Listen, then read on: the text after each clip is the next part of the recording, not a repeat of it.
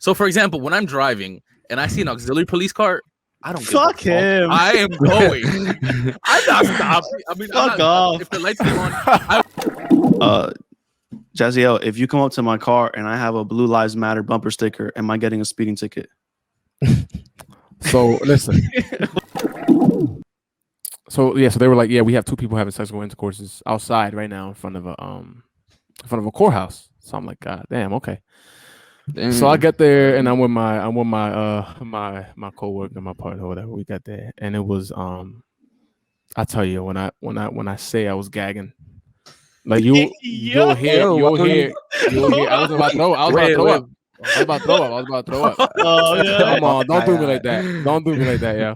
Don't do me like that, man. I was gagging because I about to throw up. My man pulled up to the scene and started gagging, bro.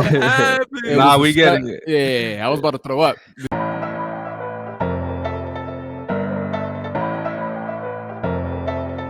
So Prolongs made this?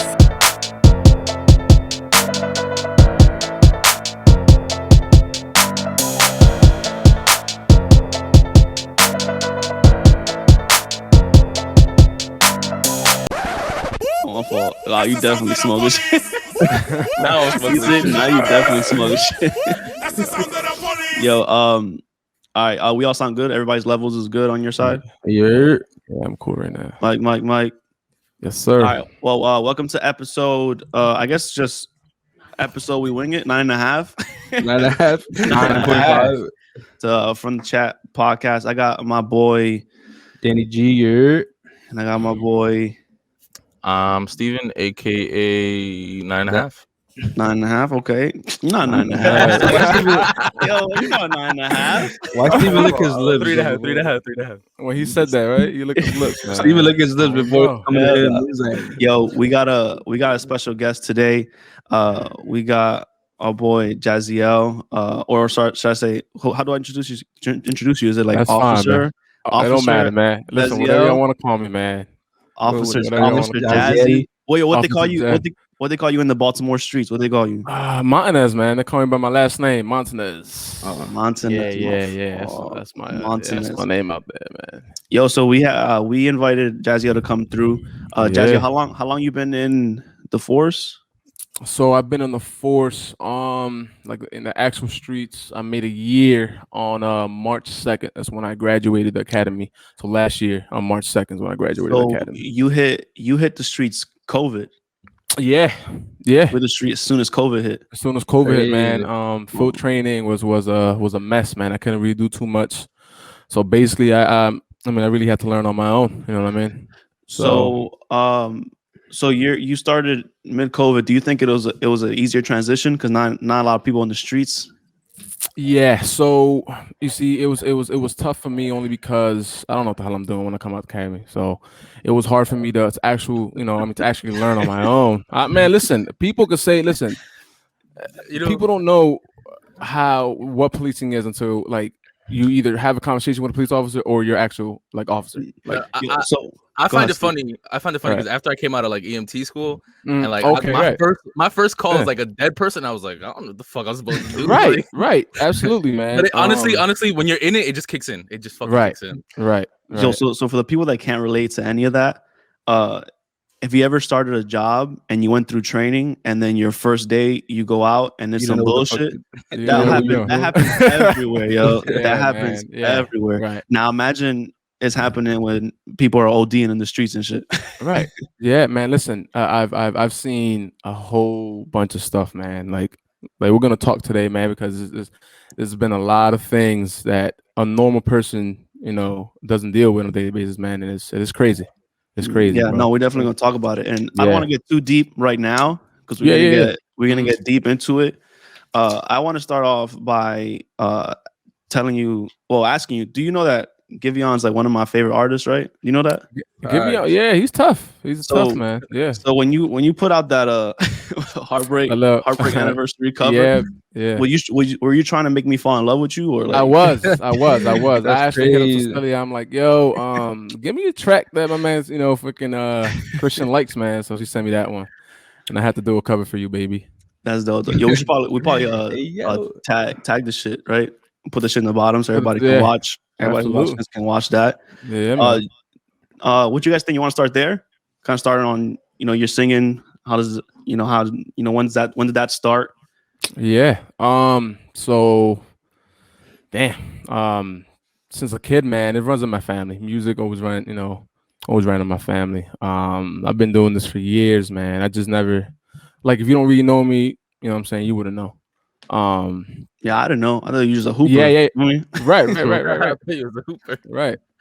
Man, I've been playing, man, piano, drums since 3-4 years old, man. It just ran in the family. I don't know. I just decided to, put it out there, I guess, now. So for the people who don't know, what's your ethnicity? Where you from? I'm Puerto Rican, man. 100%. Puerto Rican. I look Dominican 100%. I know I look Dominican. I'm Puerto Rican. Man, I've gotten that. I'm telling you, all my life. Yeah. Bori. Oh Bori. yeah. Yo, can you see our producer comments come up on the screen? Can you see them? Oh yeah. I see it. Okay. Fake real. Yeah. Okay. Do you speak Spanish? Yeah. Oh, do you speak Spanish? You speak Spanish? Yeah, 100%. Yeah, I do. That's good. Yo, yeah, man. So you've been singing. All right. So let's get into. I want to know, growing up, right? What was your views on cops? Like just growing up in Amboy, right? You born and raised. Born and raised in Jersey. I was born in Jersey, right. But I was raised in Perth Amboy for about 21 years. Oof. My view as a police officer, man, I never had a bad experience. With any police officer. Man, I used to be scared as shit as a police officer, bro. I remember the first time I got stopped. I was on if you're familiar with Amboy, what's that called? The Bank of America on what's that street? Convert. Yeah. Mm-hmm. I got stopped, man. I was shitting bricks, bro. I was scared. But in regards to my relationships with police officers, I never had a negative relationship with a police officer. Like now, social media's, going crazy with these these officers and their relationships or whatever. But I never experienced a negative relationship, with a police officer ever.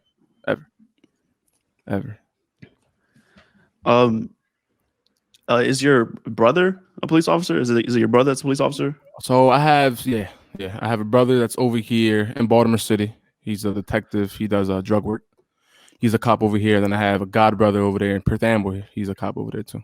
So growing up, you had positive influences of police, positive images of police officers in your family. Exactly. Okay, so I think that's a clear distinction between a lot of people. Like you said earlier, they don't, they're not around any cops or they don't speak to any cops, so they don't get, that culture. Yeah. And so you've already had that in you. So is that what led to you maybe becoming an officer?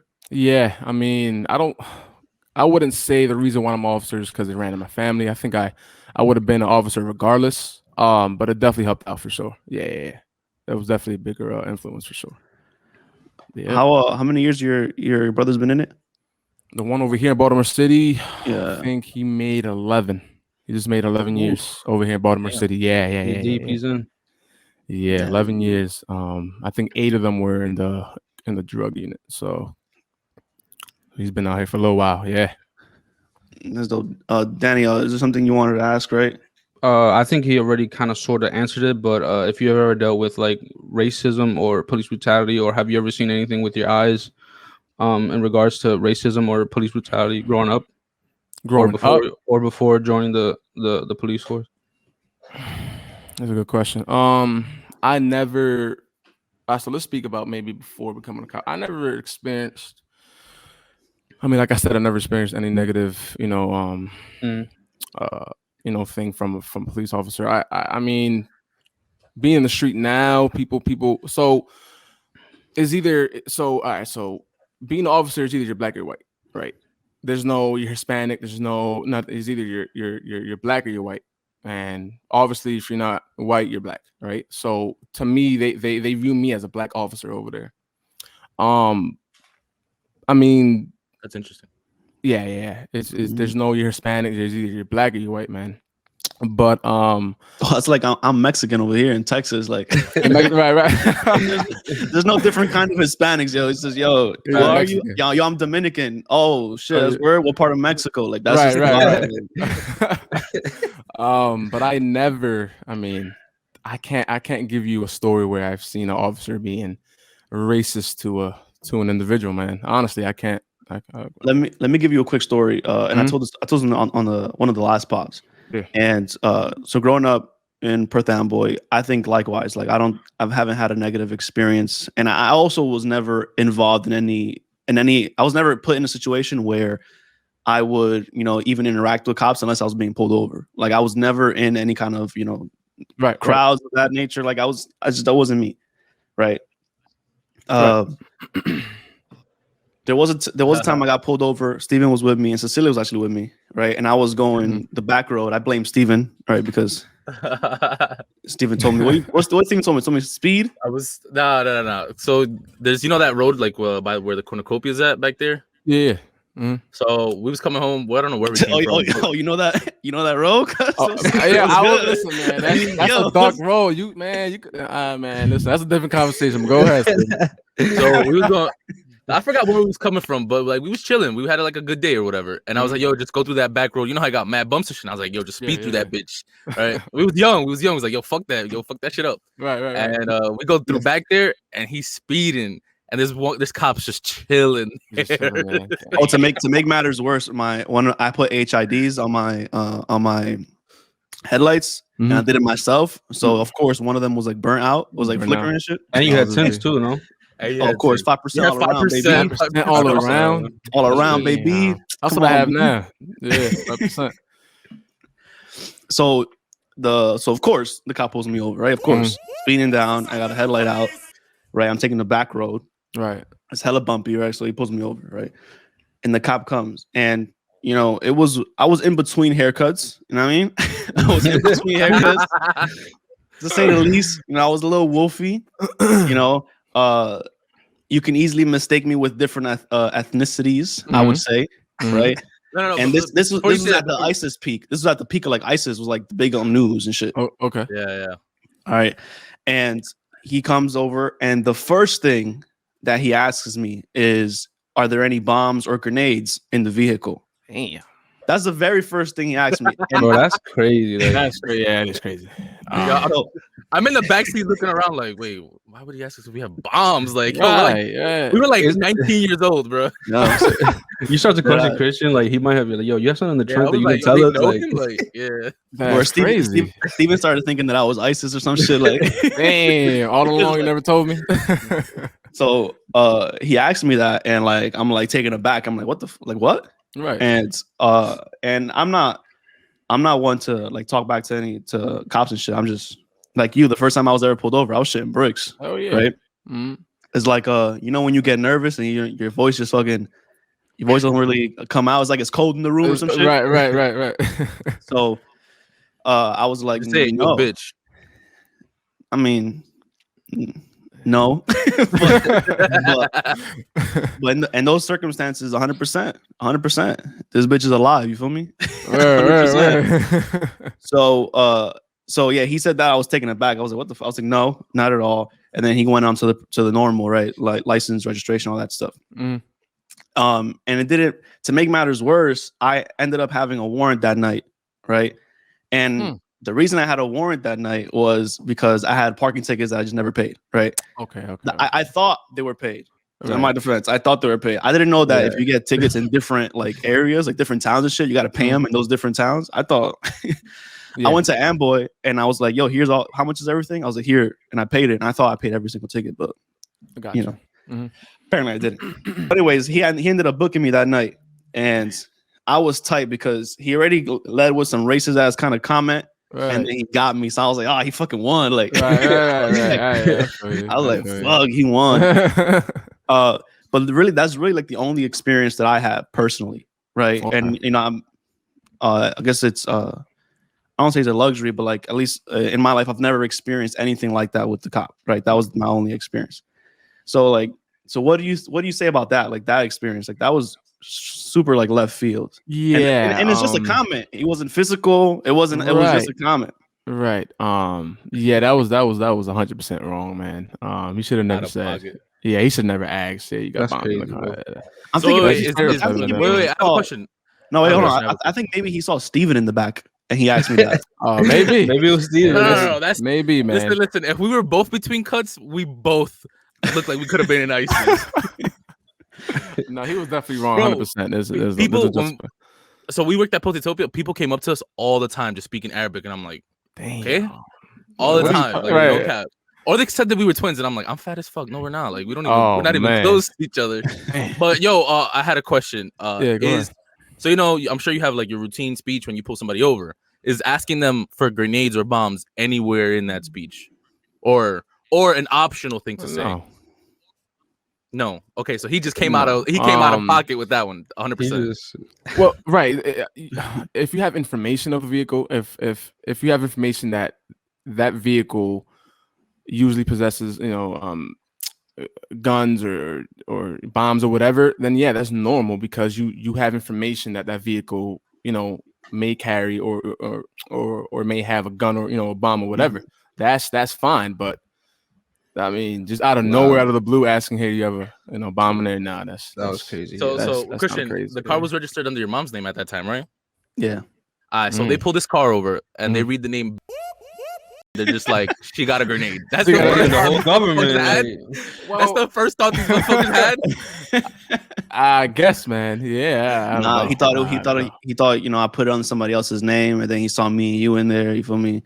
He's I guess he was trying to maybe his sergeant was on his ass and he was trying to solve a case or something, like maybe, man, getting good gracious with his, what I mean? And people got to get that view of end of the month tickets. That's not true, man. All right, so whoever's gonna watch this, that's not a thing. It's not a thing. It's not gonna be it's the 30th. I've always thought it's a thing. Nah, I think that's an Hispanic thing, like where they teach families that. I'm telling you, that's not a thing. And it might be a thing. That's not a thing, bro. So I just want to throw it out there real quick, man. I was honestly, I feel is it relief. Yeah, so wait, hold on. Yeah. Is the police budget, does that come straight from taxes? Or that's a good question. That's a good question. That's higher up. That's above my pay grade, man. I don't know nothing about that. I don't know nothing about that. I know the payment. I think the salaries and stuff definitely come from taxes. Yeah. That does. Because our taxes pay for the police officers, the firemen, like all that shit, right? Right. Mm-hmm. That does, yeah. Yeah, it's a good question, man. That was a good question. Because I'm like, whatever the police station makes, as far as like tickets and stuff, like where does that fund go? That's a good question. Right? I mean, I'm sure. I mean, it probably goes to the city. I mean, if I had to guess, I'm sure that money goes to the city. It's all about money, bro. It's all about money. Follow the money, right? Follow the money. All about the money. I don't care about nothing else but money. Nothing. Before I start digging a little deeper, do you guys have any questions before I go? I don't know. I just want to ask, kind of, why did you join the police for? Why did you become a police officer? This might sound cringy, but I knew what I could give to the job, and that was communication. Like if I don't even care about arrests, I don't care about finding guns, I don't care about none of that. If I can give a good conversation, if I can have a conversation with one person every day where that aspect of negativity, police officers can kind of go away. I did my job, man. I literally will communicate. That's my priorities. Just communicating with people. Jazzy, I don't know if you remember when you graduated, right? That's what you call it. You graduate. That's what they call it. From the academy. When you officially become an officer, it's graduation. It's graduate. Yeah.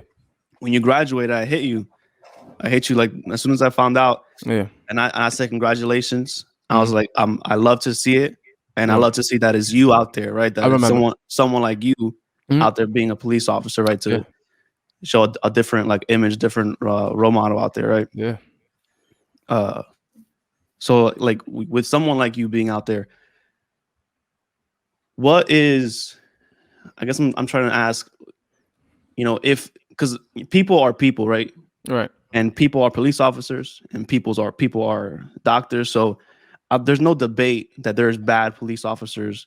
There's bad people with a badge, right? Right. There's no debate, because there's bad people that are dentists. There's bad people Everywhere. that are baggers at the grocery store, right? There's bad people exist. So there's not a debate Right. that there's bad police officers. In my opinion, there's not a debate. Right. I'm curious to know, is kind of in this brotherhood that is the blue, right? This brotherhood, how is that viewed? Like, because like I'm assuming it's got to be frustrating for officers like you and your family and officers alike, where there's a stigma on police officers when you're trying to be the best officer that you can be. So what is this view on those police officers that are giving the good police officers a bad name? So what instantly came to mind was, let's speak about that situation of, George Floyd, right? I don't care what department you're from. You're not taught to put your knee on anyone's neck. This is not taught. I don't care what department it is. But speaking of that situation, that sucked for everybody, for every department, because now we're dealing, with their bullshit. You know what I'm saying? So that I mean, I only had like 3 months in the street where we were working 15-hour shifts, and I wasn't coming home. All that gear, and I wasn't coming home. So for someone like that with the mindset that I have in policing, it's frustrating and it sucks. It happens, like the other then what was the other incident in Minnesota? Things like that where we're eating all the like the end of it, and it's frustrating, bro.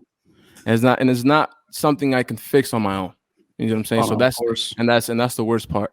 And you know what I'm saying? Because if I could, I would, but it's not possible. So it's more of a like a frustrated thing for me. I mean, the money was great during the riots. I mean, the money was great. I can't complain. You know what I'm saying? But it just sucked, man. It's frustrating. It's mentally, exhausting, man. That's the word. You said something I didn't even think about that. You were 3 months in, right? And this police officer that's states 1,000 miles away, committed this crime. Exactly. And then now, you're 1,000 miles away, kind of dealing with the repercussions. 3 months in. 3 months in, right? 3 months in is like, yo, strap up. Strap up, yeah, exactly. Strap up. Put this shield on. Let's go. Oh, and by the way, COVID's out there too. Exactly. So we had my mask on, had that big ass helmet on, shield, everything, man, everything. See, you're in Baltimore. How bad did that get in Baltimore? Baltimore City. Yeah, it was tough. We had I remember, man, it was bad. I know the first day wasn't bad. It was the second day and the third day were the worst ones. We had rocks thrown at us, fireworks thrown at us, every bottles, whatever you could think of. It was literally being thrown at us. From your vantage point, right? Mm-hmm. Was there a clear distinction between the people that were there like peacefully to like, I just want to be here and occupy this space, versus the people that were out here just taking advantage of that moment? Yeah. So one thing I can say is the majority of the crowd were peaceful. Now they were definitely calling out the ones that were the ones being elusive. Right. Taking advantage of this moment where they can just and they were I mean, they will call them out or whatever, but majority, one thing I can say is that majority of the crowd was peaceful. I can't say that. I have a question. Yeah. Mm-hmm. So do you take it personal? Get close to the mic. Do you take it personal? So what I'm trying to say is, like, I'm sure you understand that these people are doing this thing because whatever happens. Right. But they're not doing it specifically towards you. But because you wear that uniform, my question is, like, do most of the people in with you, or do you feel like other cops take it personal? I'm sure you don't. No, I mean, you can't. You can't take it personal. I don't think anyone from my squad took it personal. I mean, I believe there's officers that have. I mean, I can say that, but the people that I work on a daily basis, I don't think anyone, any of us took it personal. It's frustrating, like I said. Man, I was getting called light skin all day. They were just talking light, hey, you're light skin, or whatever, and I'm like, it's just frustrating, but I'm not going home thinking about it. You know what I'm saying? It's just at that certain time, it's just, exhausting. Was there a way when you got home you were able to disconnect from all the shit that was like thrown at you, or all the violence that you saw, the disruption? Were you able to disconnect when you got home, when you took off the uniform? Yeah, my so during the riots I actually had Karina was here. My shout mom out. was here. Shout out Karina. Yeah. Who's that? Who's Karina? Who's that? My mom was. It's my girl, man. Oh, who's that? But yeah, she was here. My mom's was here. I believe my sister was here. But they kind of helped me, not really think about it. But I was only really coming in to sleep and I was going right back in. So I wasn't really talking to them as much because I couldn't, but the conversations that I did have were, they were trying to help me not really think about that. So they were trying to help you, comfort you. Right. I mean, they don't really need to say much. Just coming home and having like that support system must mean more. Right. Than anything. What does the force give any kind of like mental health assistance? Because speaking for me, someone who's not in the force, someone who watches a lot of these things online, like a lot of these videos that surface, I can't watch it anymore. Like it's too much that comes on, and I don't want that. I don't want that in my diet. I don't want to see that and have that in my head and replay. Like I can't do that. It gives me anxiety through the phone to watch that. Yeah. So imagine you in the street, literally watching things unfold in front of you. Right. So I'm curious to know, what kind of help are you getting to kind of keep yourself emotionally stable? Yeah, we're given this hotline at work where, like, if you're going through something. Hold on, I'm sorry. Why was Steven laughing? Like, no. I started laughing because, like, motherfucker, I have a hotline at the office. Like, that's why. So I laughed because, like, obviously we probably see the same amount of dead people, right? Just as an example, you know what I'm saying? So when you said we got a hotline, I was like, yo, I can literally walk in and sit with a guidance counselor, like, if I needed to. That's why, like, a hotline is all you got. No, like, I'm not gonna. Well, he wasn't done. So the reason why there's more. Okay. So the reason why we had that is because an officer may not feel comfortable going to someone, you know what I'm saying, going to an actual person, and is the option there? Yeah. Well, yeah, of course the option's there, but so you have a hotline and you have someone you can go see. You can go someone physically. Right. Oh, okay. Yeah, for sure. No. Well, I think that hotline is for like I said, officers that are embarrassed, maybe, because that's literally like confidential. Like no one knows about that. Like you call that number, and it stays there. So you said the word embarrassed. Is there a stigma, like, in the department where it's like, oh, you're a bitch if you go seek mental help? Like, oh, tough it up. Like, you're gonna see it again tomorrow. Nah, there's there's no I don't think anyone. That's not cool though. I don't think anyone would make fun of you for seeking help for a mental problem that you're going through. I don't. I can imagine. I mean, I'm sure. I mean, we talk about your brother has been in the force. I was gonna say in the league, right? In the force for 11 years. 11 years, yeah. That's a long time. That's a long time, right? Yeah. And hey, listen, it's 11 years and you're still going. Like, that's not, you know what I'm saying? He's not hanging it up right now. It's 11 years. A detective, right? Detective, yeah. So he's probably seeing everything now. Versus when you're on the floor, when you're what's it called? Working the beat. When you're on the floor. I see that in movies. Out in the field. Working the beat. Yeah. Right. You see what's in your area, right? What they call you to. I'm sure being a detective, you see everything, right? Oh, you yeah. see like everything that happens. Mm-hmm. Yeah. Yeah. So I think there's no way you go, a career and you don't find help elsewhere. Like you don't get go through a therapist your own therapist or through the job. Like I think that might damn near might need to be like a requirement to today is a therapy day. Like you got to go, even if you just sit there, right? You just got to go today. All right. Yeah, for sure. I mean, that should be something that should be, like a requirement. That's I mean, that's a good idea for sure. With the George Floyd case and Derek Chauvin, there's a lot of people upset that he got charged with all 3 charges, right? There's a lot of news outlets that are upset that he got all the charge, right? Right. And they're saying they're being, objective. They're just looking at what they can prove actually happened in court, right? They're saying that maybe manslaughter, but the other 2 were kind of iffy, and they feel like the jury just kind of fed them to the wolves so that there won't be many more riots, right? Is there any chatter about the verdict amongst your department? Yeah, I was actually talking to one of my one of my coworkers. We had this conversation, man, 1,000 times. And when we found out that he got charged with those charges, he was upset. I personally believe, this is my opinion. This is what I believe. I believe he should have. What he did was wrong. You know what I'm saying? He had 20 years on or something like that. Was it 20 years on he had? For the charges? No. I'm saying 20 years on the force. On the force. Right? On the force.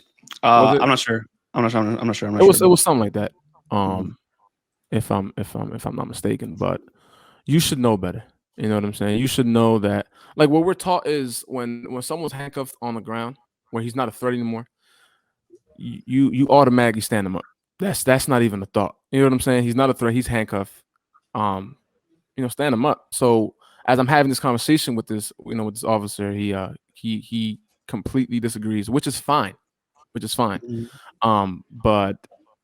personally, I think he should have got charged. That's just me. So you said once they're handcuffed, you immediately stand them up. I mean, I've seen that, or people sit them down like on the curb. Like I've seen that, like or whatever, but not not laying down. On the ground, because he's not a threat. Once he's handcuffed, he can't. I mean, he could kick you. I mean, but that's I heard not a threat. I heard that. I'm sorry. I heard that once you're handcuffed, like the deadly force thing just goes out the window because he's not a threat anymore. He's not a threat, right? He's not a threat. The minute he was handcuffed, he was not a threat. So that was something. So that was something you're taught in training. I'm assuming once handcuffed, no more threat. They can be sat down somewhere for further investigation or whatever the case may be. Right. So, is there any or from what you've heard, maybe your partners or other people, what's the reason that he sat there on him? You know what I'm saying? Like, what was the reason that other people or a bullshit explanation for why he did that? Like I'm trying to understand. I'm trying to understand their thought process as to why the fuck they think this is right. Because once you told me that you stand them up and they're no longer a threat, and I'm like, okay, so what? So I understand the reasoning for standing them up. What's the reasoning for staying on him? I'm trying to get to. What if I had to answer that? I would have to assume that officer still thought. I mean, he was a threat. Maybe. I mean, that's the only way I would see why. You know what I'm saying? It's like tough because like the interaction wasn't even aggressive like that. Right. It wasn't. They weren't swinging at each other. It wasn't a brawl. Right. It was just like, yo, he's going away from you. Right. He's stepping away from you. And I don't know if I can blame anybody who is watching the social media and is seeing all these interactions with police officers, and then when a police officer comes to the door, they're on edge, right? I can't blame anybody for feeling that way because I know what exists out here. I know what the diet is on social media, what they're watching. So like, and something's got to happen to mend that relationship, right? Something's got to happen where people have to be held accountable, of course. But after that's done, something's got to be done with the relationship between police officers and their community. And I don't know if this is just a narrative that we see online, right? Things are definitely happening, but I don't know if the police being disconnected with the community is just a narrative online or if this is really happening in a lot of communities. What? How do you feel about qualified immunity? Because the verdict of this case kind of sets a precedent moving forward, right? Because one thing we know about the courts is once a verdict is reached, right, once somebody is guilty for something, anything that happens in that courtroom is now going to be used in another courtroom. Right. They're going to refer back to this courtroom and say, this is what happened. This is what he got charged. Yeah. Right. So with that being said, how do you feel about qualified immunity and how this verdict is going to affect kind of policing everywhere? And actually, for the people that for the people that don't know qualified immunity, let me see if I can. Maybe you can explain it better. But qualified immunity is a police officer is not held liable financially. Is that when it goes to civil court, they're not held liable financially? Yeah, financially. So basically, so when I think about that, I think about sue, right? We're gonna get sued, man, and I mean, it sucks because we have a tough ass job, man, right? Where we have to, react quickly, and if you make a mistake, unintentionally, it can now, with that, it can screw you, man. So it's scary. It's scary. It's definitely a scary topic. It's not worth it anymore, man.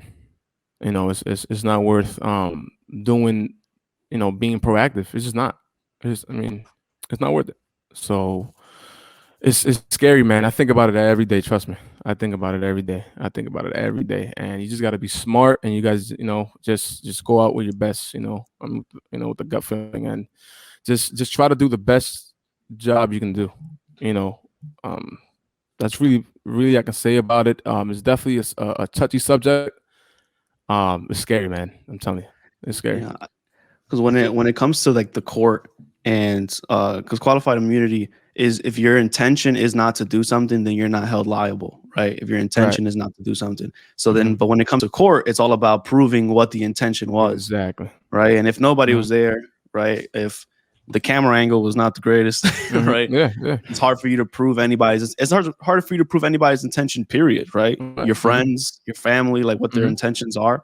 So now, when you bring it to this level, it's really difficult to prove someone's intention. So there's that both sides of the qualified immunity. It's good in one aspect, right? Because if I'm chasing Steven down the block and I push Steven to knock him down because he's running away from me and he damages the door of the car. Right.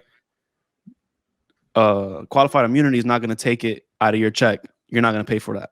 Right. Because you were doing the job. Right. So that's an example where it's very black and white. Like, of course, right. We're not going to hold you liable for that. Right. States got it. Whatever the tax dollars got it. Right. But then now when it comes to something like a George Floyd's case or the case of you just pick a case of somebody being shot. Where there's you can clearly see like there was no threat, there was nothing going on, right? This officer overreacted. This officer thought it was a taser and shot, right? 20 years in the force, right? I don't even know her name. We should get her name. She 20 years in the force, and she was the president of the police union, right? Something like that. She was a president of the police union, and she was training somebody that day, right? They did a traffic stop. And instead of pulling out her taser, she pulled out her gun mistakenly and shot him. And what's her name? What do you think about that? Because I'm not an officer, and I can imagine the weight difference. I can imagine where it is. Well, it's always in your dominant hand, no? No, it should be. So the gun should be a dominant hand, right? So if I'm a righty, my gun's on my right hand side, right? My taser should be on my left hand side. So there's no way in hell that you can mistake it. There's no way, unless she had the taser and the gun on the same side, which shouldn't be a thing. And I don't think it was. I don't think it was because I think they showed a picture. They showed a picture of it. Either way, if the taser and the gun were on the same side, is that some sort of like violation? Or you know what I'm saying? Like I don't know if it's a violation, but it's just common sense. Like you shouldn't have your taser and your gun on the same side for that reason. Well, she would still be in the wrong even if she did have the gun and the taser on the same side. Yeah. Yeah. Because you're not taught to have your taser or your same side. And then lethal gun. That's where it comes in. Like what was her intention, right? And what can she be held liable for, right? Yeah. And her intention, I mean, if you're going off a transcript of what happened, she's screaming like, "I'm gonna tase you," and then she shoots him, right? So if you're just reading the transcript, this is gonna be one hell of a case in court, right? Because the defense is gonna go crazy with the transcript, what she was saying, right? And then everybody else is gonna be talking about her experience and just that her uniform, where a taser is. How can you mistake that? Right. So it's a complicated game. It's real complicated. Like if that would have happened in Baltimore City, we like, even if I would have tased him, like if I was in her position, if I would have pulled my taser out and tased him, I would be in the wrong because it wasn't enough. He was just trying to flee. Like he wasn't trying to fight me or anything like that. So well, I mean, the video, it didn't look like he was trying to fight her. But so fleeing would not have been enough to tase. No, that's right. So even though he's kind of like resisting arrest. What's trying to flee away from the scene? That's per our policy. That's Baltimore City. Okay. Yeah. I don't know about their policy. I'm not sure. What their policy is. Because I had this conversation with someone else, and they were like, "Oh, once you go into your vehicle, it's considered a weapon." And I'm like, I don't know anything about the police. You know what I'm saying? But would you say that's true or no? Or if that was true, I'm sorry. What was it? So basically, the conversation I had with with someone else, they were saying, "Oh, once you step into your vehicle, it can be used as a weapon." I understand you can use the car as a weapon, but is it necessarily enough to like be able to use lethal fire back? So all right. So when you say going back into the vehicle, you're talking about the suspect? Yeah. Okay. Is that enough to use lethal? Yeah. No. So my answers are coming out from my policy, from Baltimore City policy. I don't know any other policy from whatever department, but our policy: if you flee and you go into a car and you're driving away, I'm not gonna pull my gun out and shoot. No. Yeah, we can't do that. I'll be fired the next day, man.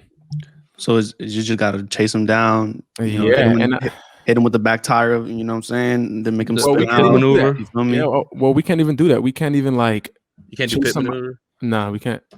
No, we can't. And always lit in Baltimore City. Bro, I'm telling you, carrying a gun is a misdemeanor. Grand Theft Auto. Whoa. Oh, wait. You can, bro, you talking to me? You know where I live at, bro? Yeah, for sure, man. It's a misdemeanor, though. You know what I'm saying? Like, that's just, it's crazy. You're holding a gun, and it's not even a felony. It's a misdemeanor. I had a medical question, right? So I've done CPR a ton of times. Do you guys get trained in CPR? Oh yeah. Okay, so I've gone to recertify my CPR. I've never seen a police officer at a recert class. I'm sure they have their own. Do you have to recertify? We recertify every year. Now I think it's just us. I don't think we do with EMT and anything. Yeah, I know for us, for my department, we it's called in-service. And it's basically, it would be CPR training. If we have any new laws coming up, we'll go to the academy and we'll retouch that. Or if we do, what's another in-service class? Like, CPR. We had, any laws coming up. Basically, what I'm trying to say is whatever classes we would have to redo every year, we would go back to the academy, and it would just be officers though. It's just not EMT or nothing like that. So I have a question, and then I have a follow-up question. What would you say is the extent of like the medical teaching for police officers? The extent of recertifying? No. Like what they teach you towards medically. Medically. What is it, or what do I think it should be? No. What is it? What is it? Like how far did they teach you? Like, oh, this is what the heart does, and if you do this. Yo, keep in mind, Steven's EMT, so he's trying to see, from Yeah. He's gonna correct you. You heard me? I'm trying to see which I know, which I don't know. He's gonna correct you when you're wrong. Just the basics, man. So like chest compressions, tourniquets. Someone bleeding out, we'll put certain things that we have, but it's not, we don't go in depth with it. No, we don't. So they don't teach you about like respirations or like not as much. We'll go over it, but the main thing would be like chest compressions and tourniquets and all that. Okay, so my follow-up question is, I'm sure you've heard the term defunding the police. Yeah. How do you agree or disagree with that? I totally disagree, man. You defund the police. I mean, well, okay. So what do you can we define that? Okay, yeah. First, I was gonna ask you, what do you think defund the police means? Because there's defund the police and then there's abolish the police, where people get mistaken. Things. Yeah. Well, damn. Then maybe I was using the wrong definition. I guess when I'm thinking defund the police, I'm thinking about like we don't need police officers. That's not what it means. That's not what it means. I understand now. So when you say, all right, so what's the definition then? From my opinion, what I've been introduced to defund the police, right? When I've been seeing it, it's a terrible headline because people just, it's a trigger. Police that's a trigger. You say defund the police, they're like, what? Get rid of the cops, like.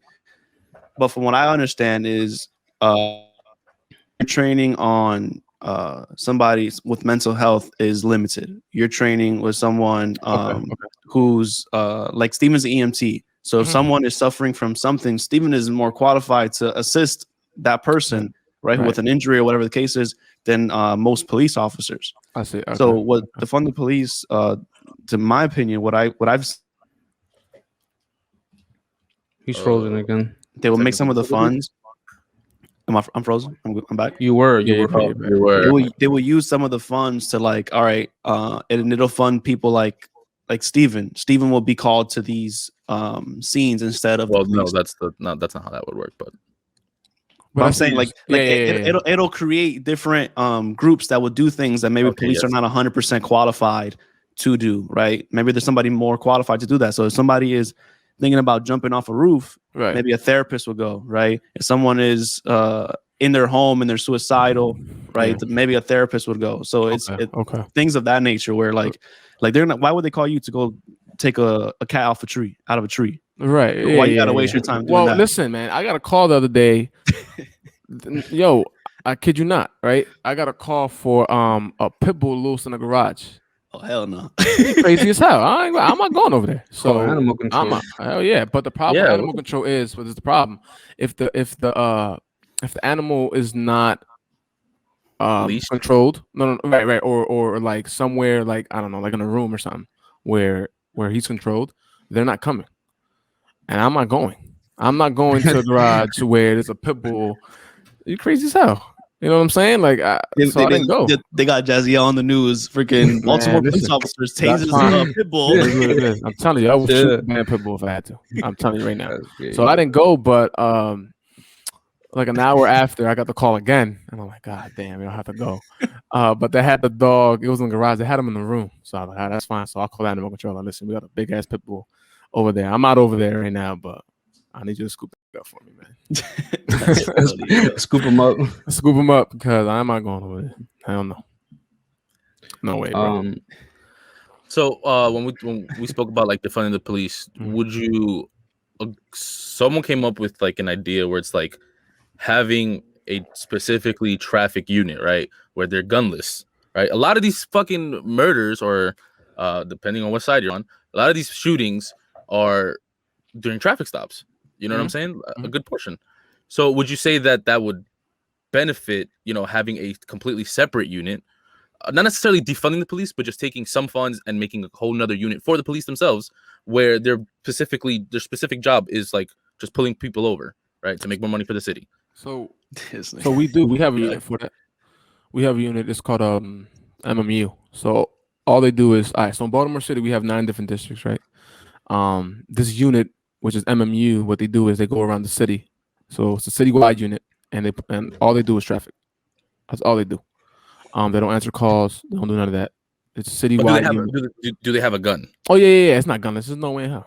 No. That's my point. No. Then I don't agree with that. Hell no. You don't. So you don't think you should have a traffic unit that just deals with that traffic, gunless? And they're gunless? Yes. No. It's tough because like guns exist, right? So like if you take the guns away from the cops, you're not taking them away from the street, right? So even if it's just a traffic stop, like you're not taking it away from potential criminals in the street, right? They have them. But how often do you pull a criminal over who has a history of XYZ? Bro, ticket is long as hell, right? He done everything you can think of, right? How often do you pull a criminal over and they're gonna stop for you and then shoot you? No, I don't see it as a possibility. Or am I right or wrong? If this criminal is in fact a criminal, he's not going to stop, right? So if we create the second unit, you're assuming a lot in that scenario. Yeah. See, I don't think that's true. You think they'll stop and just shoot? I don't think they'll stop and shoot. I mean, you'll never know. That's the thing, but it's better to be prepared than not. That's why traffic, it's probably the most. So I think, from my opinion, domestic calls and traffic are the most dangerous, positions where an officer can be at, hands down. Imagine you got 5% tints like me and shit. Well, that's what I'm saying, man. I mean, Nah. So it's. I don't think 100% disagree with the traffic unit gunless doing traffic. 100% disagree with that. But I don't think that's true. Where a criminal is gonna just keep driving. I believe there's some that will, but not every criminal. Well, my point, what I was trying to say was like, if this gunless unit pulls them over, right, turns on the lights, I feel like maybe I'm wrong, but if this person is as dangerous as we are assuming they are, do you think they're going to actually stop and then fire for no reason at the police officer? Because I feel like a lot of criminals have to be triggered in order to fire, right? I don't agree with that either, man. The reason why I don't agree with it is because last year one of my coworkers, shout out Jackson, Officer Jackson, man. He was. This wasn't a call. He was just following a vehicle who was swerving, and he was trying to stop the vehicle. The vehicle wasn't stopping, right? So he's following the vehicle. Later on, the vehicle crashes a car. He gets out the car. Officer Jackson gets out his car, starts chasing him, and shoots my partner. And shoots him and hits him 3 times. Right. Oof. Now, with that being said, there was a reason why he shot, my coworker. Now, I don't think it's possible, but I don't think it's something normal that someone doesn't shoot an officer for no reason. But see, you kind of proved my point. I said, right, the entire time I've been saying there is a gunless unit, right, pulls people over, right? If they do not stop, this gunless unit is not trained to chase, right? That gets upgraded to people with guns, to maybe like you, right? Let's say that you're part of that unit. So if this gunless unit pulls them over, and you said in your story, right, once he tries to stop him and the guy keeps going, that gets upgraded. That has to be moved up to a more specific unit who can handle that. You get what I'm saying? So with that being said, so then what would the traffic unit that is gunless do at that point? They follow the vehicle?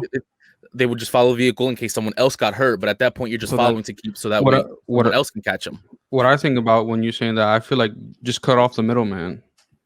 Does that make sense? Like, instead of having this unit that you're talking about, gunless unit, instead of doing that and then having to call police for backup where the guy's fleeing the scene or wherever, just take out the middleman and just have regular police officers. Yeah, but don't you think that this would put a very big dent in what the numbers we see today for unarmed killings?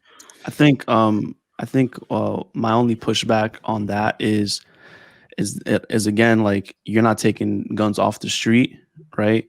So you're going to be putting people in a compromised position. So, all right, let's say maybe that happens. There's less shootings for traffic stops specifically, right?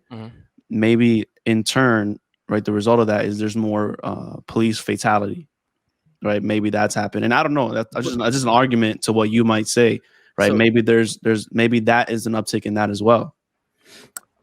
So when you say that, obviously these people aren't going to be driving in the same marked cars as like Jaziel would be driving, right? They would be driving in like a fucking traffic unit car or whatever, right? So for example, when I'm driving and I see an auxiliary police car, I don't Fuck give a fuck. him. I am going. I'm not stopping. I mean, Fuck off. If the lights came on, I would Fuck stop. off, John. But if I'm doing like 50 miles an hour and like a 40, I'm not gonna slow down. Like I'm like, oh, you're not pulling me over. Fuck out of here. Yo, Yeah. Keep going. You get what I'm saying? Chill, bro. Get out. Well, that's I don't know, man. I that's dangerous, man, because you don't know what that person has in that car. You know what I'm saying? So Yeah, I think it's just for like a safety protocol. That's I why feel like- this Whoa. because you just never know, man. You know what I'm saying? So I don't know. Personally, I feel like this is like a good option because, like, But let's I say, see what you're saying though. let's say a traffic unit pulls me over and I'm like some crazy gangbang criminal. I'm be like, let me just take my traffic ticket and go. Like, I don't gotta pop this guy. Whereas, like, any cop pulls me over, like today, I'm be like, oh, I don't know what this guy's about to do. Like, I'm black, he might shoot me. You get what I'm saying? But it could Like, be vice versa though, because a gangbang could be like, man, like he's not a cop. Like, you know what I'm saying? I'm a, you know what I mean? yeah, but that's the thing. Once he's like, oh, he's not a cop, he's gonna be like, just give me my fucking traffic ticket and I'm gonna go. You get So what I'm these saying? are so this unit doesn't have the same power that police has. Is what you're saying? No, they would not. They're they can't there. arrest. They can't do none of that. They're basically the starter unit. We're jumping you in. Where your job is traffic tickets for now. You don't get a gun yet. so you're saying throw the auxiliary on traffic. Right. Yeah, Throw yeah. auxiliary Basically, on traffic. So basically, Throw all auxiliary right. on traffic. So if I'm wrong, it's kind of like a stepping stone. So because when you come out of training, like you said earlier, nobody knows what the fuck they're doing. They come straight out of training. right. And I feel like this is good growth. You got what I'm saying? Builds communication. You learn your city. That's a valid point. I'll still be concerned for like the auxiliary cops. I'll still be concerned, but that's a valid point. Like I feel like it's less dangerous when you're identifying your car. Like, hey man, I don't got a gun. I'm just here to give you a little ticket and move on. You know what I'm saying? Also, there's the other side is that some people don't give a fuck. Right. Yeah, but those people that don't give a fuck are just gonna keep going. I really don't see people that are fucking hardcore gangbangers or drug dealers or criminals. They're not gonna stop for you. They're gonna have no respect for you, and then you upgrade it. You get what I'm saying? So for my department, I can speak for like for a fleeing vehicle. If we're not stopping it for felony, we can't chase the vehicle, right? But let's say that's my department. Let's say if it's something. So all right, so let's talk about a department where they can follow a vehicle for whatever. You eventually you have to stop, right? Eventually right. Eventually you're gonna stop. someone's gonna run out of gas. Right. right. But so speaking of that, like you're gonna stop regardless eventually. So that's, you know what I'm saying. I just feel like it's a safety thing for it. But I see what you're saying though. I understand what you're saying though. So there is a high. Home. Yeah. So we have seen a lot of shooting for traffic stops. In your opinion, is there anything different that can be maybe taught or procedure? Is there anything different that can like protect? That can protect? Because when it comes to police, it's all about protecting the cop, right? But I want to know, what can we do to protect like the people, the civilians, right? Is there any procedures in place that we may be able to put in to protect the people getting pulled over or anybody that's interacting with a police officer during those traffic stops? So we can speak about so let's say I do a traffic stop, right? And there comes to a point where you have to do what you got to do, right, as an officer. So when I say that, I'm saying, the common sense stuff, someone comes out with a gun and points it at you, shooting, right? Yeah. Now, so when you say that, are you saying like shootings that like if I shoot someone because I think they have a gun in the car, but they don't have a gun? Is that what you're speaking about? Like what? Like I'm saying like we've seen countless videos where it was a Castillo where he's sitting in the car, his family's in the car, and he gets shot in the car. Do you think matters like that, not just there's probable cause, but like matters where people are losing their lives over nothing, right? Do you think there's something that can be put in place, or do you think that's a matter of the police officers themselves? So for that Castillo, that's I never heard about that story. I never who was that? Was that something? And I hope I'm getting his name right. Yeah, But I never heard of that. This was a situation where he was on the passenger seat, right? His wife was driving, and his daughter was in the back seat, and it was a traffic stop. And I believe he was reaching for his wallet or something like that case where he was reaching for his wallet, and the police officer is standing outside the car with his gun drawn already while he's trying to reach for his wallet. So he did it. So Castillo never had a gun then. There was no gun found in that vehicle. He may have a gun. He may have had a gun because I mean you can't have a gun in your vehicle. That's the other part. Like you can have a gun in your vehicle, right? You can have a registered gun. And here in Texas, my vehicle is my property, and I can have a gun. I can have an unregistered. If I'm correct, I can have an unregistered gun in my house and in my vehicle because it's my property. So like legally, you said unregistered. Yeah, I can just have it. You can have it. I don't need a license to carry. That's what I mean. That's what I mean. I don't need a license to carry. Is what I mean. Okay. But it's registered. Okay.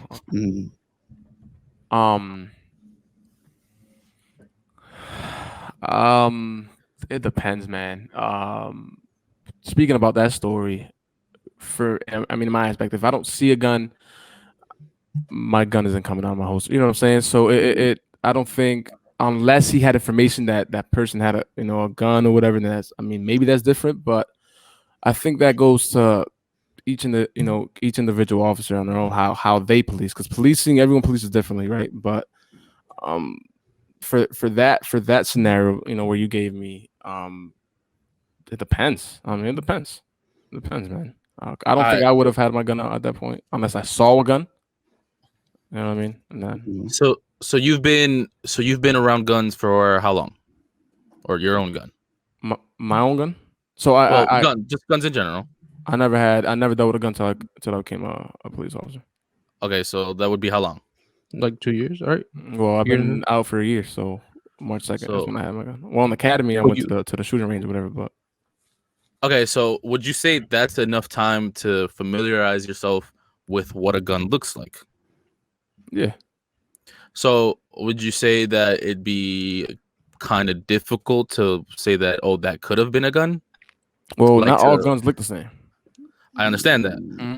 I know that. All right. Mm-hmm. But, obviously if this guy's pulling out an M16, you can see it. It's about this fucking big. Right. Mm-hmm. So my question is, like, how easy or how hard is it to mistake something like my iPhone, right, as a gun, or my wallet, to physically see it, or for to mistake, to how hard or how easy it is to mistake these items for weapons? That's a good question.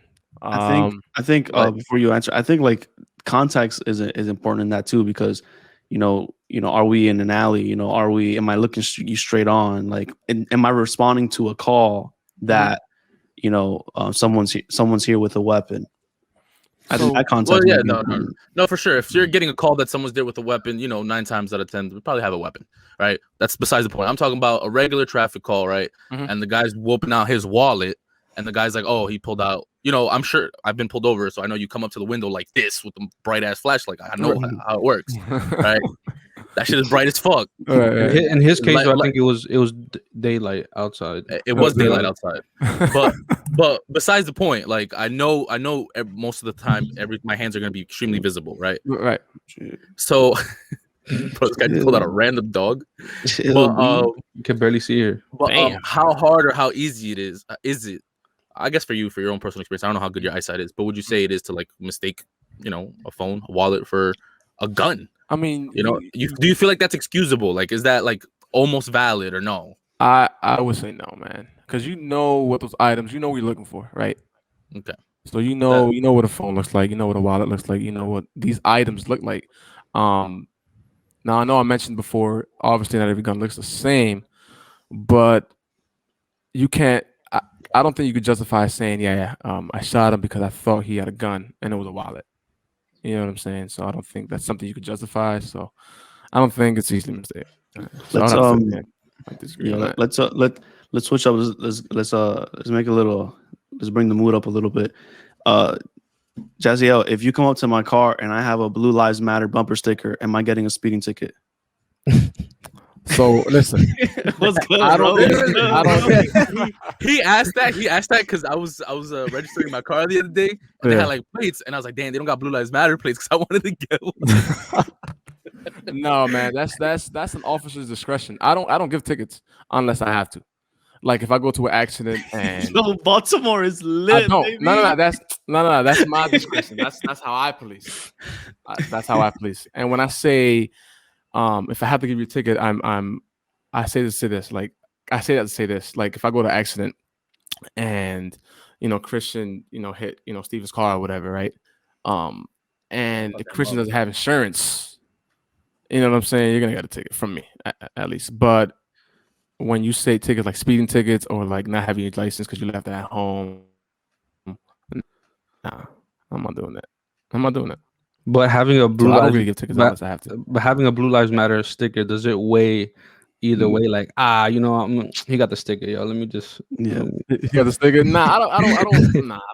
Nah. Like if that vehicle was in an accident and he had 17 stickers of that, he's still getting a ticket if he didn't have insurance. So my question is, do you feel more comfortable walking up to a car that has a Blue Lives Matter sticker on it? Would I feel more comfortable? Yeah. Depends, because who's to say that's their vehicle? That could be his cousin's vehicle, and his cousin's pro police, but he, you know what I'm saying? He could be. What if it's me and I just don't want no tickets? You know what I mean?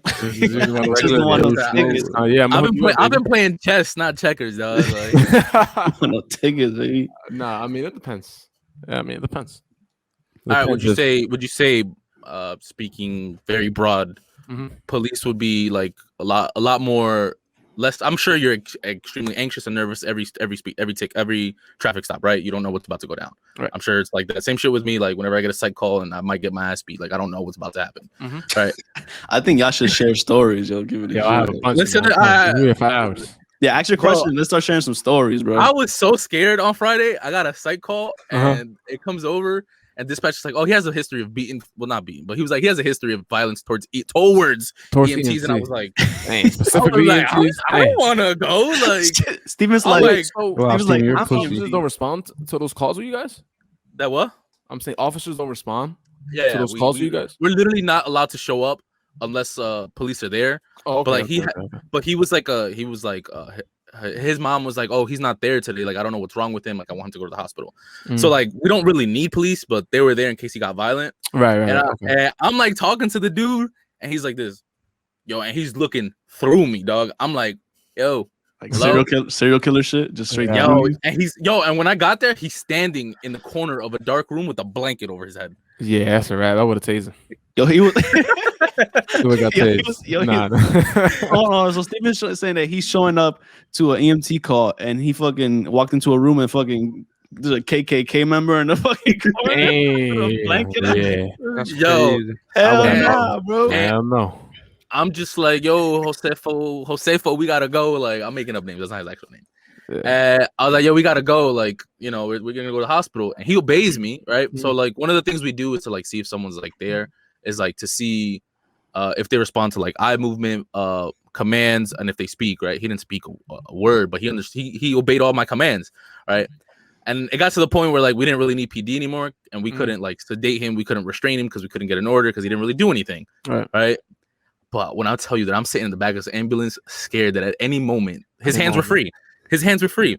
He could unbuckle and just start beating my ass. I had a blanket. I had no cap. I took one of the linens, the blanket, right? And I wrapped it around my hands and I was like, listen, you get free. I'm tying you up with this as soon as I see you move. I was like, as soon as I see you do any sudden movements, I'm wrapping you up. But damn, I forgot where I was trying to go earlier. He was but dude was a big strong dude. You was intimidated? He looked like he was a pretty good basketball player. I mean, I don't really know how to describe him. He wasn't like he was like lean, pretty tall, probably like 6'3" So like your type? So that's like your type? No. He was like the least intimidating part about him was kind of like looking at his face as long as you ignored his eyes, right? He was very baby face. But like when you look into his eyes, he was cute. He was cute. So he was cute. Yeah, he was cute. He was cute. But He was cute. Oh, okay. Yo. Anyway, so Steven was horny. Come on. Yo, what was the yo. question? I was asking something earlier and I forgot. But you guys. I don't know. Yo, so Jazia, give us a funny experience, like some wild shit that happened. Give us a story about something wild or funny. I'm gonna have to tell you this story right here. So I was so in Baltimore City we have what's called City Watch, right? Mm-hmm. City Watch is the officers who monitor cameras around the city, right? Mm-hmm. Wait, I got cameras sitting around the city. Yeah, I have. Man, I gotta tell you a bunch of stories, man. Do we have those here? Where, man? I don't know. I'm not sure. I mean, I can find out for you. I'm sure you guys do. You guys have to. I'm sure you guys. In that back road, or no, I'm talking about like on like the cameras on like corners of like street lights or whatever will have cameras. Yeah, that makes sense. Yeah. But what was I going? Oh, so yeah, so I was driving around. The City Watch goes in the air with like, calls my name or my number, whatever. So hold on, we have two people having sexual intercourses. Oh, yo, I'm gonna. Yeah, you're good. I'm good. All right. So they were like, yeah, we have two people having sexual intercourses outside right now in front of a courthouse. So I'm like, God damn, okay. Damn. So I get there and I'm with my my coworker, my partner, whatever. We got there and it was I tell you when I say I was gagging. Like you'll hear. I was about to throw up. I was about to throw up. Oh, yeah. Come on, don't do me like that. Don't do me like that, yeah. Don't do me like that, man. I was gagging because I was about to throw up.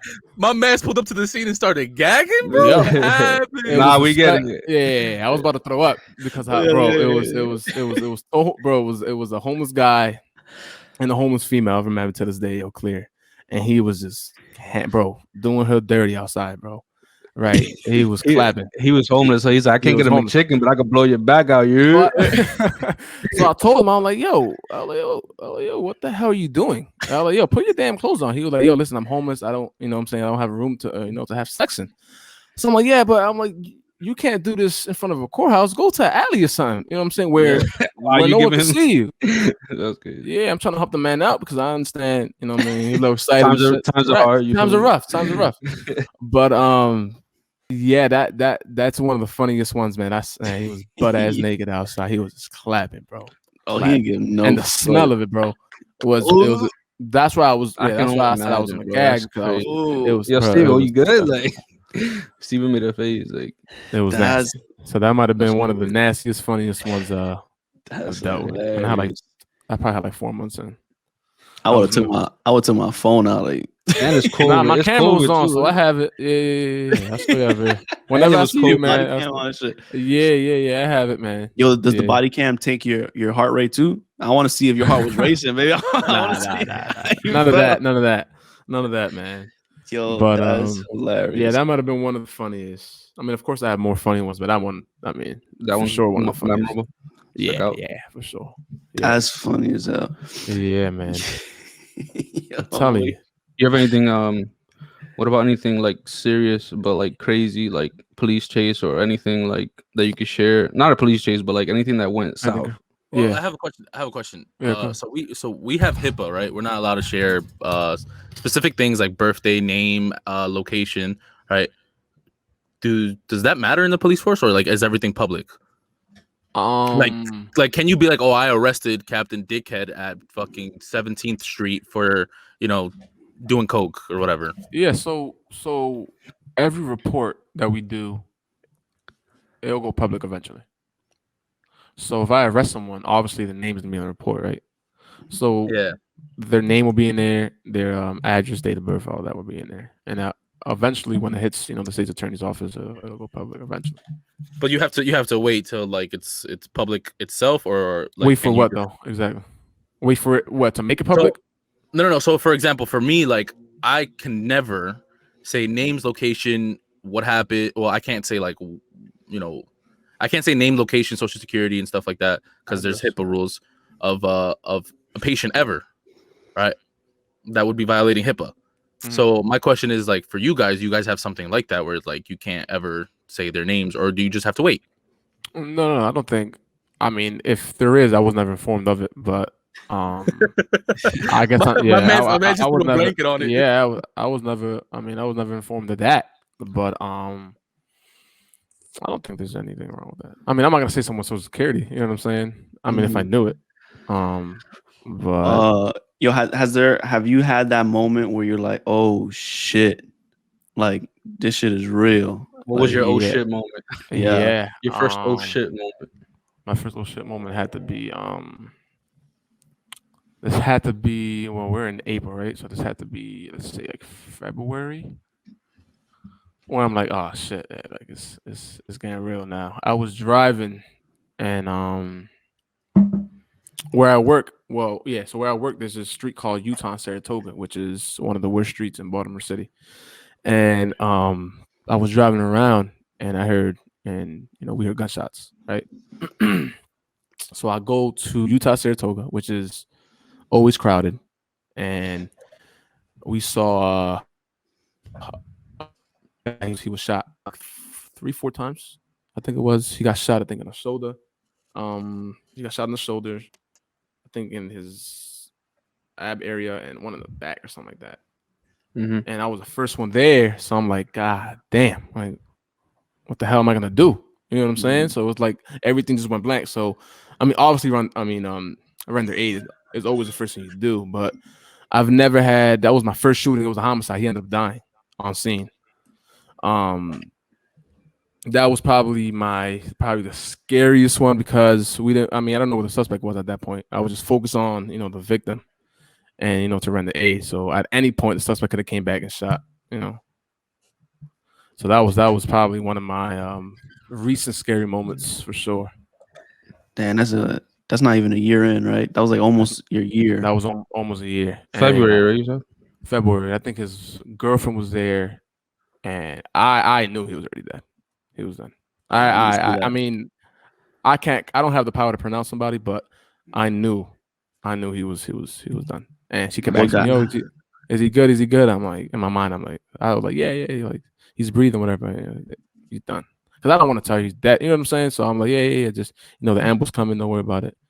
They're gonna work on him. But I already knew. He was like, yeah, he's done. Nah, you asked me, is he dead? I'm like, yes, I'm trying though. Yeah, I mean, I'm trying. I'm keeping it a buck, like. Yeah, but it was that, man. It had to be at least like 100 people there. Actually, no, I lied. I wouldn't be able to say he's dead because I can't say he's dead. Yeah, but I'd be like, oh, he's not breathing, nor is there a pulse. You know what I'm saying? Like, that's what I would have to say. I can't just be like he's dead. That's not my job. Yeah. But I mean, listen. In Baltimore City, there's a shooting at least every day. I want to say. Well, Baltimore is where the Wires is based out of, right? Yeah, in the Western District. Shout out Western District. Yeah. Yo, so if you watch The Wire, that's where Jazziel's at. You're Jazziel's in that area. Right there. Yeah. Shout out McCullough Holmes, man. Pedestal Gardens. Yo, before we wrap up, I want to know, what is something that you want people to know about police officers, right? From your experience. I meant to piggyback what you said earlier, where you said, in every career path, there's negative, influence, right? There's negative people, whatever. There's bad people, whatever. There's bad apples. Right.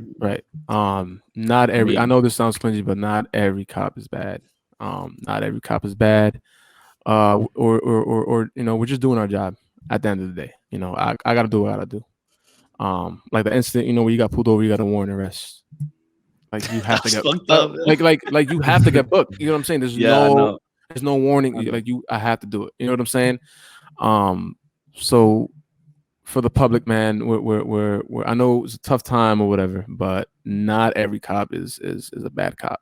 And we just, on a daily basis, we just have to gain that rapport from the people and gain that relationship back, man. Because it wasn't like this back then. You know what I'm saying? Like when I was a kid, there was no police, bad. I mean, I never heard of that, growing up. Well, do you feel like it's kind of a blessing where you grew up? Because technically speaking, you grew up in Perth Amboy, yeah, right?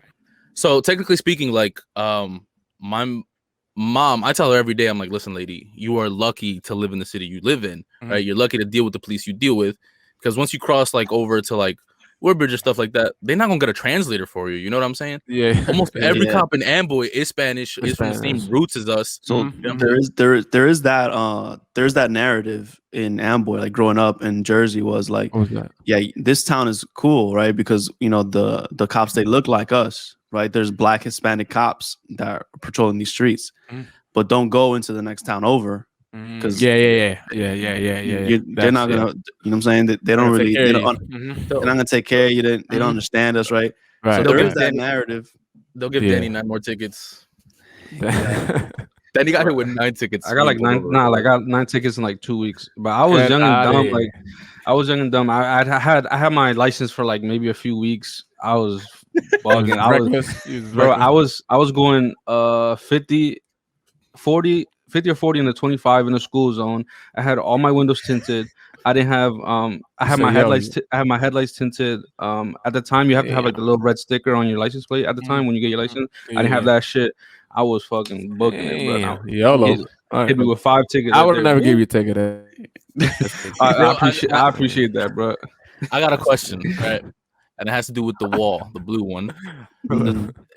Is it a thing? The wall, like the blue wall. He looked back. Like, you know what I'm talking about. The blue wall. So here's a tougher question. Let's say you pull over. Yeah, well, it's not fair to you. Oh, okay, I see what you're saying. Like an officer, you saying? Yeah, you pull over an officer, right? And I'm gonna take care of the officer, man. I had to. So it is. So it depending what it is. Depending what it is, man. He doing coke in the front seat. Nah, that's different. I can't do that. No. I mean, no. Turn the cam off. Right. No. But I gotta do what I gotta do at that point, man. But if I can take care of somebody, you saw that.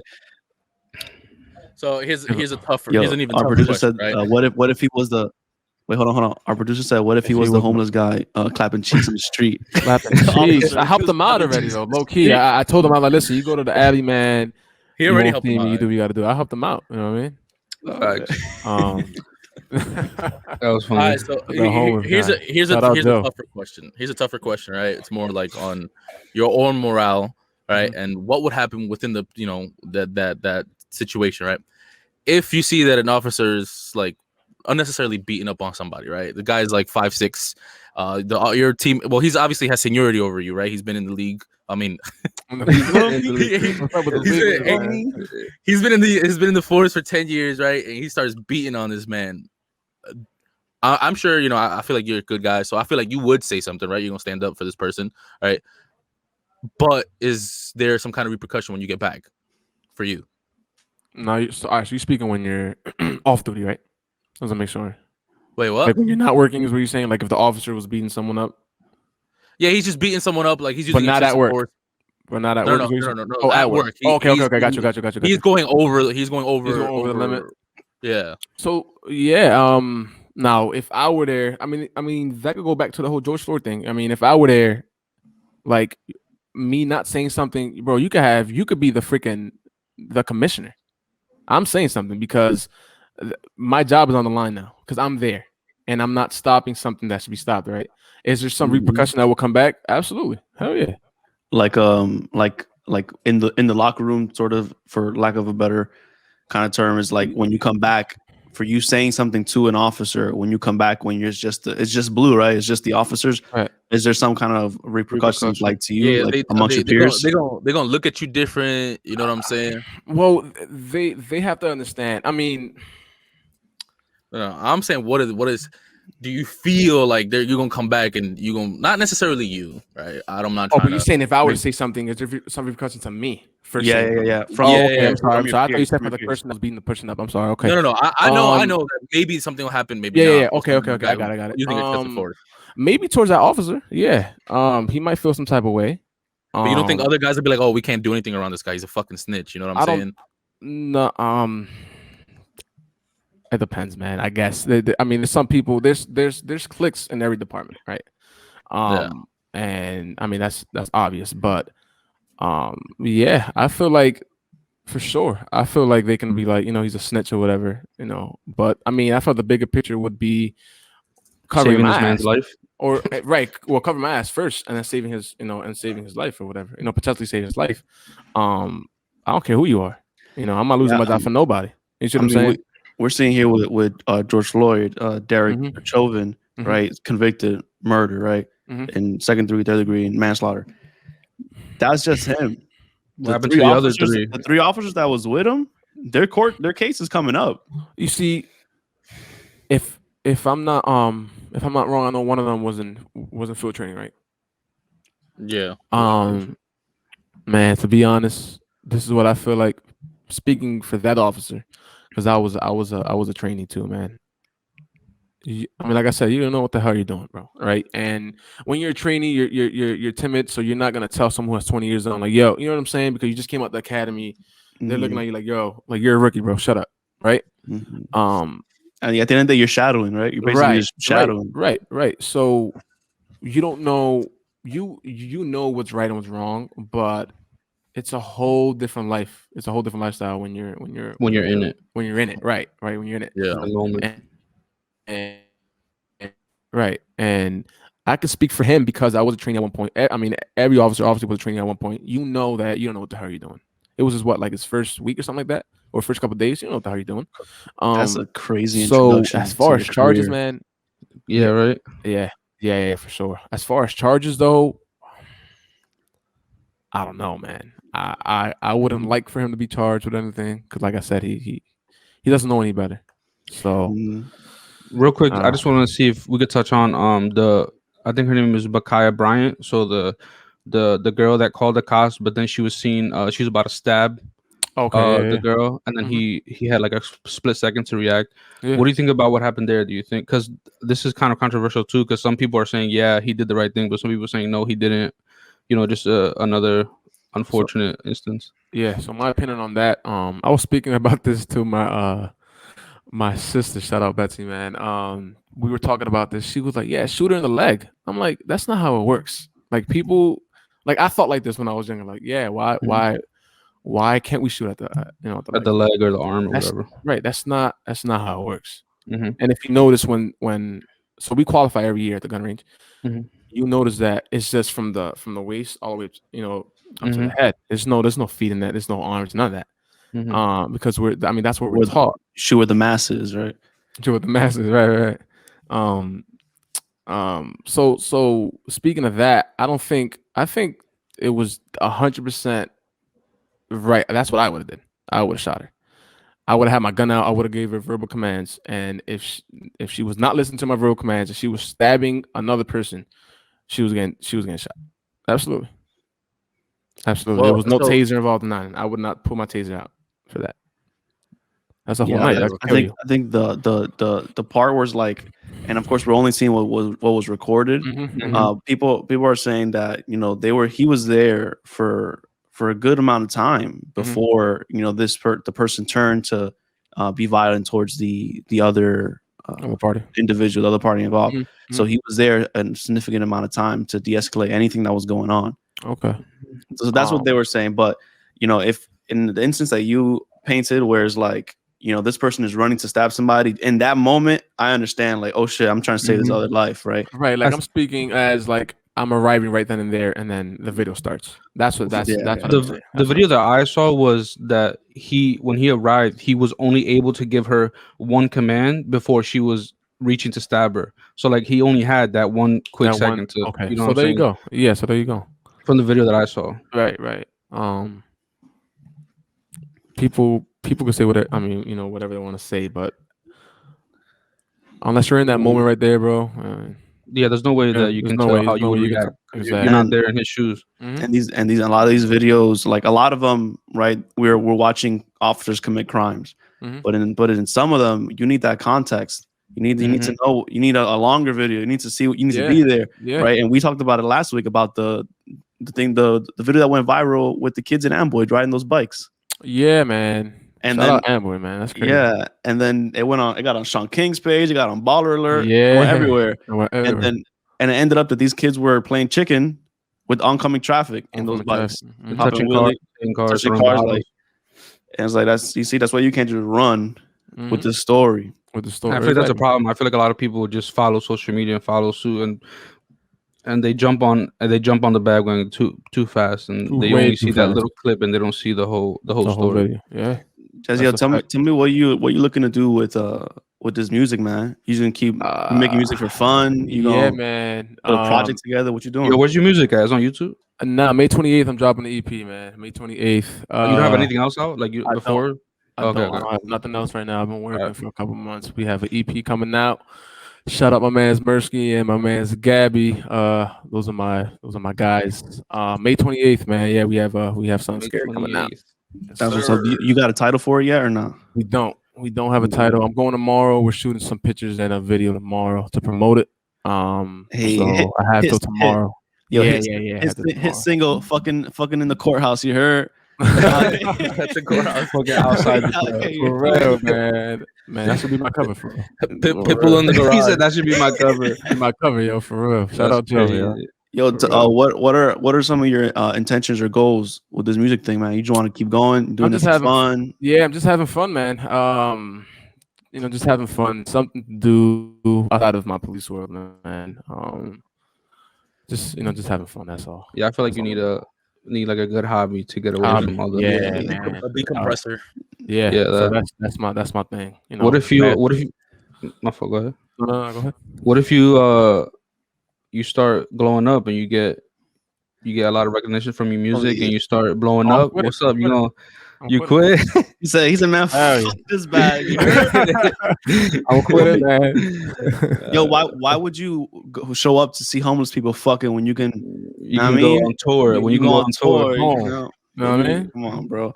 I mean, yo, I appreciate you coming on for real. I appreciate you guys, man. Same, man. Yo, we can do this more often. Yeah. I fuck with you. Everybody should check you out. We're gonna add all your shit down low so they can follow you. Make sure you send us the links to when you drop your project. When you say it was May what? May 28th, man. May 28th. Put that on. We'll put that up, man. We'll support, man. We appreciate you coming on. Thank you, bro. Thank you for coming on, bro. Yeah, for sure.